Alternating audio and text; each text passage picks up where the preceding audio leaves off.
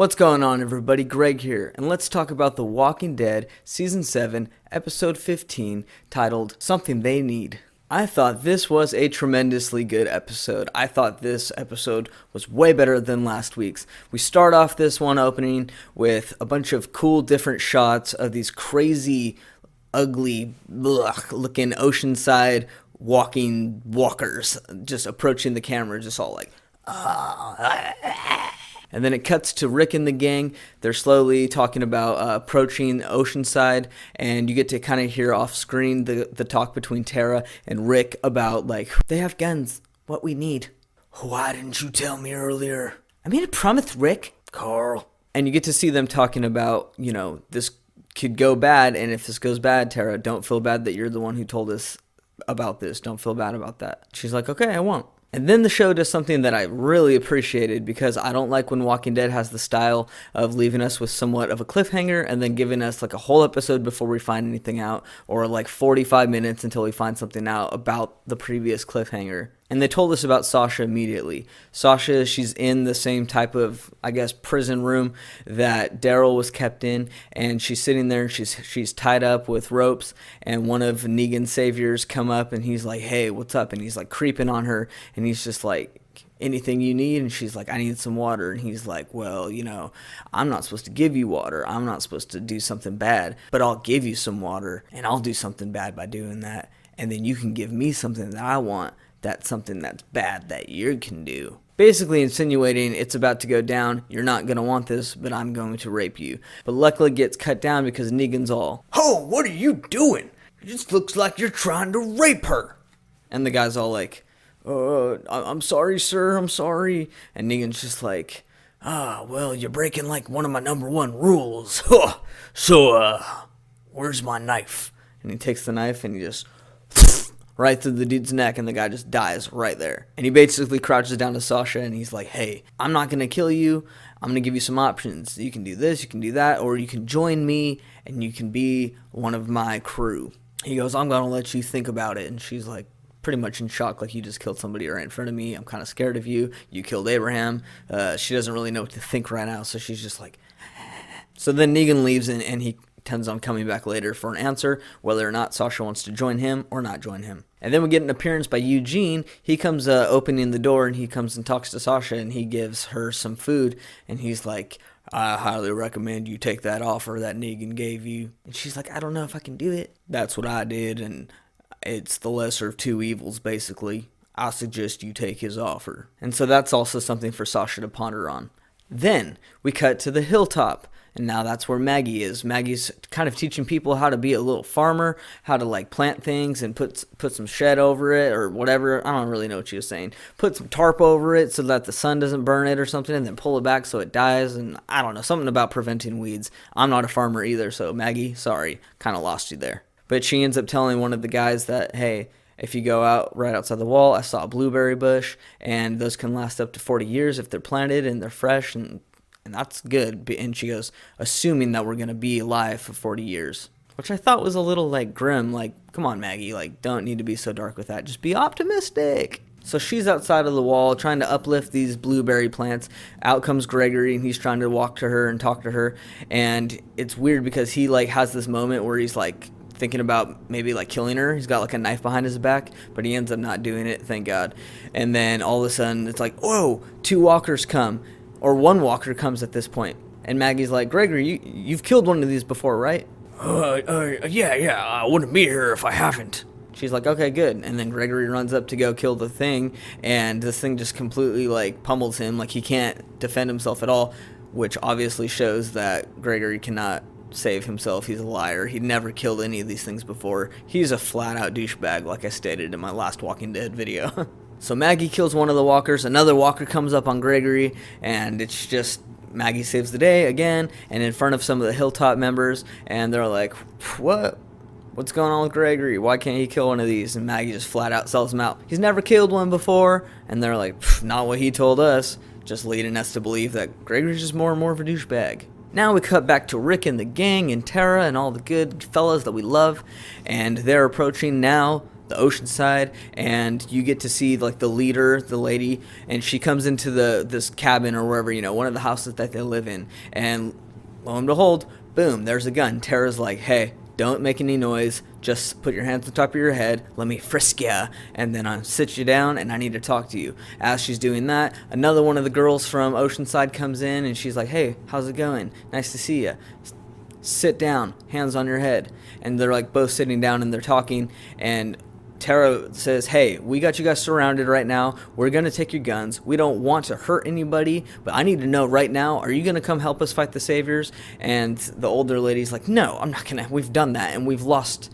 And Tara's like, yeah, but we need you to win this time. So are you down? And you need to tell me like right now, or they're going to start attacking you, and I can be the only one to stop it. And the old lady's just like, no, we're not doing this. And then all of a sudden Tara goes, doesn't matter.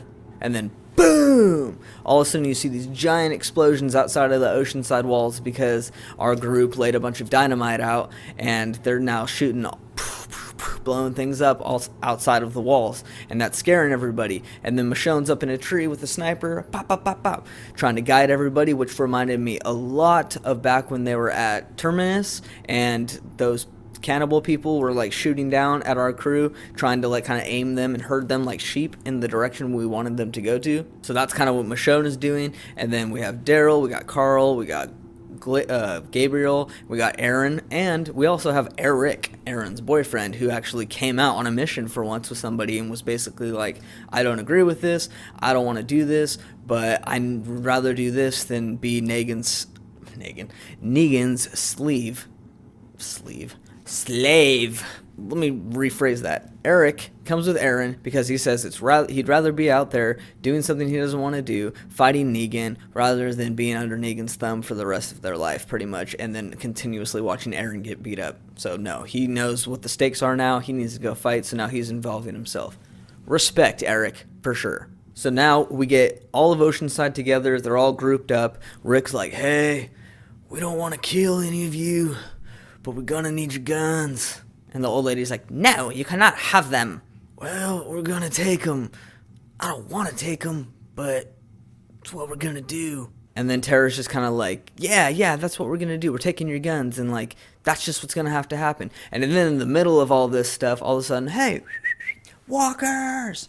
And then a bunch of walkers start coming. And what was cool is that the Oceanside people, the cool ones, and then our gang are like, okay, we need to put our differences aside for a second. Let's group together, fight these walkers, and you get to see them kind of combat with each other, which is awesome. And they're taking on these walkers. And when it's all said and done, one of like the girls from the Oceanside and then Rick look at each other, and the girl gives back Rick his knife, and Rick's like, takes it and he puts his hand out, like, welcome to the team, right?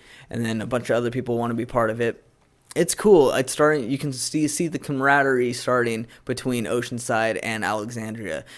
Not everybody's on board, but some of them are, and that's really cool. So then you have the next scene where Rick is taking all of her guns. They're about to leave, and Tara's with them, and for some reason she has this attitude, this cocky attitude in this episode that I didn't really like agree with. I was like, look, you don't got to be a dick to these people. Like, at the end of the day, some of them were like wanting to help you, and one of the girls like punched her own grandmother in the face to save your life from getting your heads blown off. So stop maybe being such a dick. And also Tara's acting in this episode, not just how she was trying to portray like this hardcore, like hard ass, but her acting was just like really bad. I was like, Tara, like, I'm surprised. Like, sometimes you have some good acting, but like, I don't know, this wasn't good at all. Sorry. Now cut back real quick to Sasha.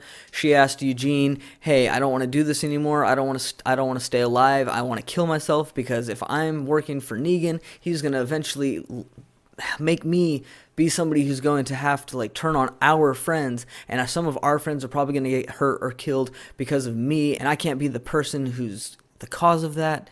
And so she's like, please just give me a gun, a knife, a razor blade, anything to take my own life. I'd rather be dead than be used as a pawn for Negan against our friends. And Eugene is like, he takes some time to think, and he comes back and he has that pill that he made for Negan, or he made for Negan's wives, for Negan, a few episodes back.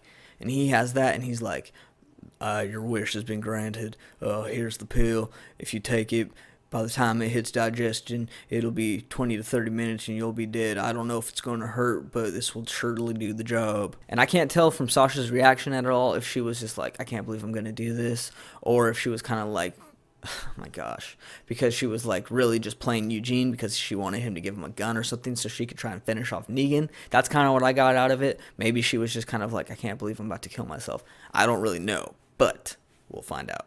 Now, Rick and the gang are coming back home to Alexandria. They're pulling up in their RV. Daryl's got his motorcycle. And who is there to welcome them back to Alexandria? Rosita. She's opening up the gate. They're all like, huh? And they like pull up and they get up, and Enid is there and Carl is there. And by the way, Carl and Enid, they had very brief chemistry between each other in this episode. They didn't have much dialogue. Basically, Enid asks Carl, hey, like, do you still think about the people you killed? And then, like, it takes half the episode, and then he kind of answers back, and he's like, yeah, I do. And then at the end of the episode, he's like, I also think about people I didn't kill. And she's like, oh, okay. But anyways, back to what I'm saying. Rosita opens up the gate, and Enid comes up, and so does Jesus, and they're like, where's Sasha? And then Rosita's just like, hey, someone's here. Lo and behold, they open up that cellar that somebody made. I think Rick made it or Morgan made it. I can't remember. They made it like 2 or 3 seasons back. And who's in there? Dwight. And Dwight gets up out of the shadows, kind of. And then Daryl sees him and just is like, like trying to get to him. And it's just like, oh my gosh. Insane. It's insane. And then Rick's like, wait. What are you doing here? And Dwight's like, I want to help. And Rick goes, oh yeah? Whoosh. Get on your knees. And then it like ends right there. And I just want to share what I thought about this episode real quick. This episode was a good one. I really enjoyed that we didn't spend one whole episode talking to 2 different people. I liked that we had like almost everybody involved except the kingdom.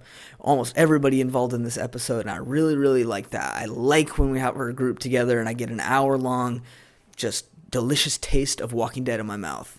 The only gripe I have about this episode is, like I said, Tara. Her acting was just not good to me. I didn't like it at all. Kind of thought it sucked. Other than that, everybody else's acting was good. The suspense was really good. I'm so eager now to see the finale. This episode just completely set it up for me. I'm like, let's do this. Let's fight Negan's group, and let's just, ooh, man, let's just, ooh. That's my thoughts on this episode. So, thank you everybody for watching. I always appreciate when you watch. Please do me a favor. Go down below, comment, like, and share this video with others. And also, when you comment, let me know what your predictions are for the finale. I would love to hear that. And if you haven't done this already, please go down below and subscribe to my channel. And also, if you like the videos that I'm putting out, please go down and hit that little bell in the corner so that way you can get notified when I have a new video for you. Thank you everybody for watching, and remember to watch a movie, man.